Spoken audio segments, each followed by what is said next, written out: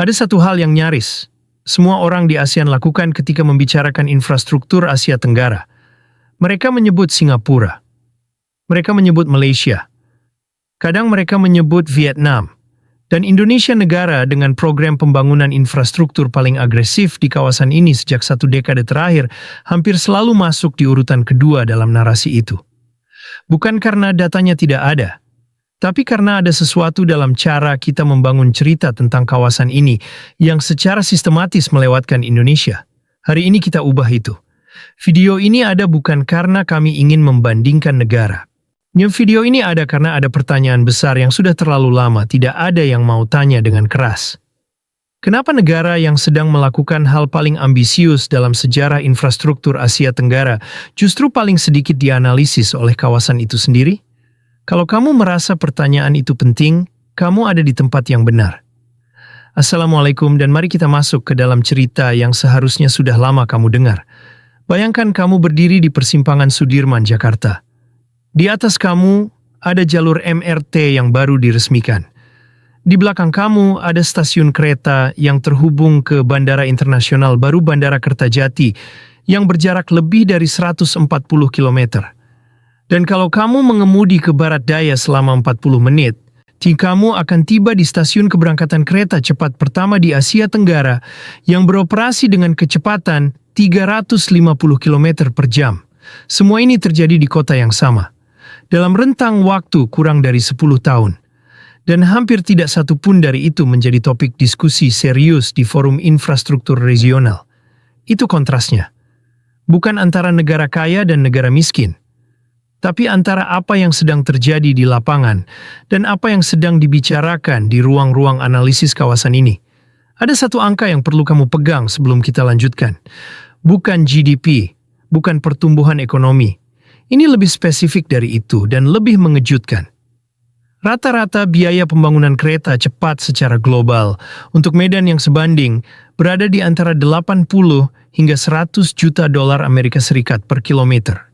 Hush, kereta cepat Jakarta-Bandung dibangun dengan biaya sekitar 46 hingga 51 juta dolar Amerika Serikat per kilometer untuk 142 kilometer trek. Kamu mungkin pernah membaca bahwa proyek ini mahal dan bermasalah. Banyak yang menuliskan itu. Yang tidak banyak ditulis adalah ini. Ketika angka itu dibandingkan dengan standar dunia, Indonesia membangun kereta cepat pertama di Asia Tenggara dengan biaya hampir setengah dari rata-rata global. Narasi Indonesia overpaid beredar luas. Data mengatakan sebaliknya. Dan jarak antara narasi dan data itu, itulah yang ingin kita pahami hari ini. Kamu mungkin sekarang berpikir, mungkin ini hanya keberuntungan satu proyek. Mungkin Hush adalah anomali, tapi coba lihat polanya lebih lebar. Sejak 2014, Indonesia menambahkan lebih dari 2.000 km jalan tol baru ke jaringan nasionalnya dari sekitar 780 km menjadi lebih dari 2.800 km pada akhir 2023. Itu hampir 4 kali lipat dalam satu dekade.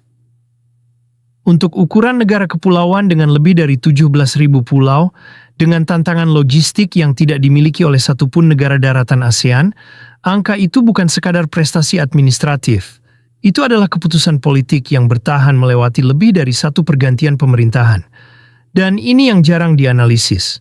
Indonesia mempertahankan investasi infrastruktur di kisaran 4,5 hingga 5,5% dari GDP sejak 2016.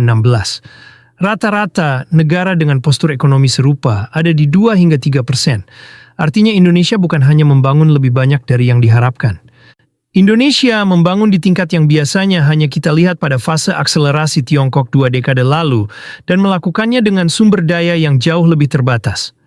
Lalu kenapa tidak ada yang membicarakan ini dengan serius di kawasan ASEAN? Jawabannya bukan dramatis. Bukan ada pihak yang secara aktif menyembunyikan sesuatu. Jawabannya justru lebih membuat frustrasi dari itu. Media regional didanai secara domestik dan melayani identitas domestik. Biro Perdagangan dan Pariwisata negara-negara tetangga tidak punya insentif untuk memperbesar kemenangan kompetitor regional mereka. Output akademik tentang perbandingan infrastruktur ASEAN secara mengejutkan sangat tipis, jauh lebih sedikit dibandingkan analisis tentang Tiongkok atau India dengan skala yang sebanding. Yarden algoritma platform digital menyajikan konten nasional kepada penonton nasional. Video perbandingan lintas ASEAN yang jujur secara struktural, kekurangan distribusi dibandingkan konten yang melayani satu identitas saja. Ini bukan konspirasi. Ini adalah arsitektur informasi yang bekerja persis seperti yang dirancangnya untuk melayani pasar, bukan untuk mendorong pemahaman lintas batas. Dan akibatnya nyata.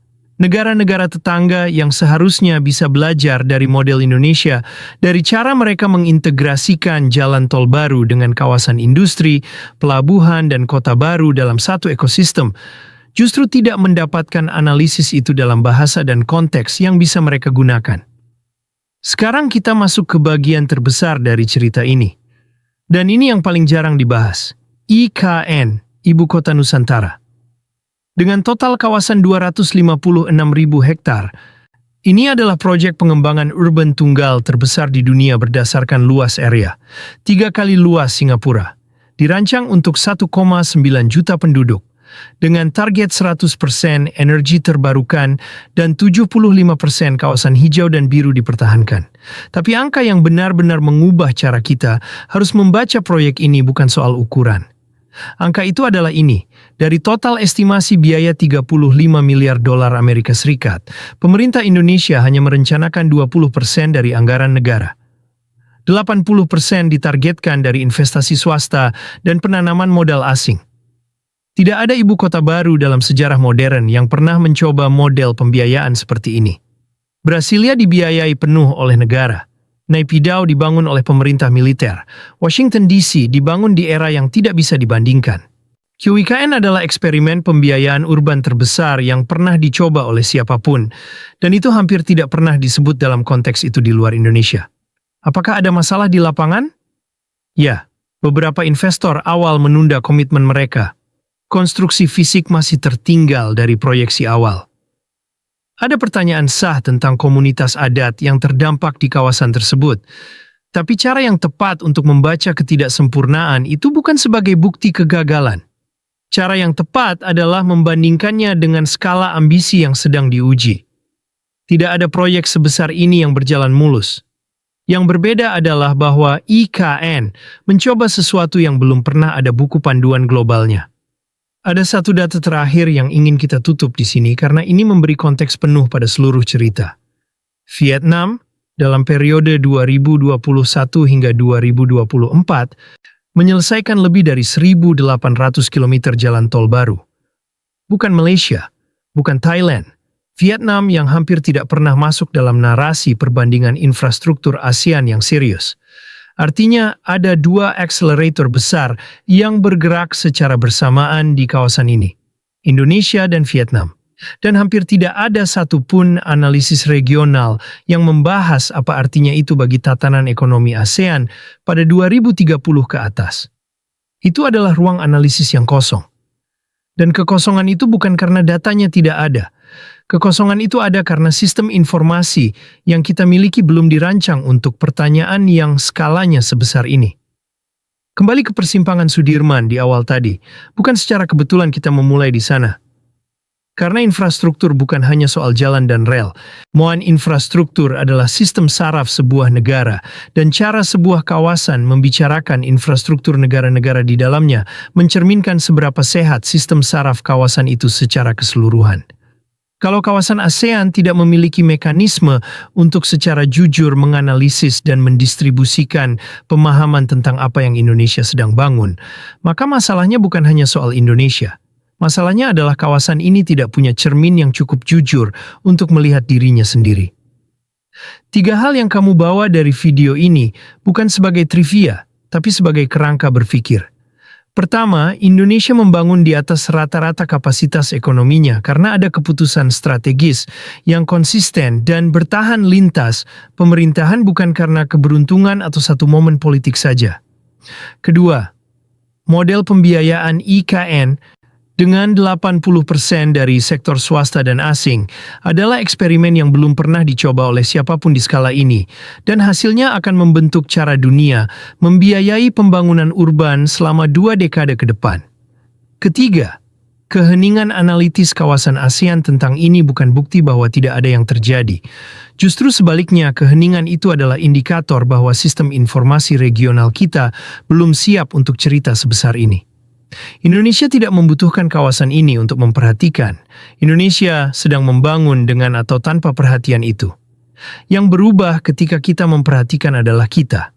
Kalau video ini memberi kamu sesuatu yang bisa kamu gunakan untuk berpikir lebih jernih tentang kawasan ini, bagikan kepada satu orang yang percakapannya akan berubah setelah menonton ini.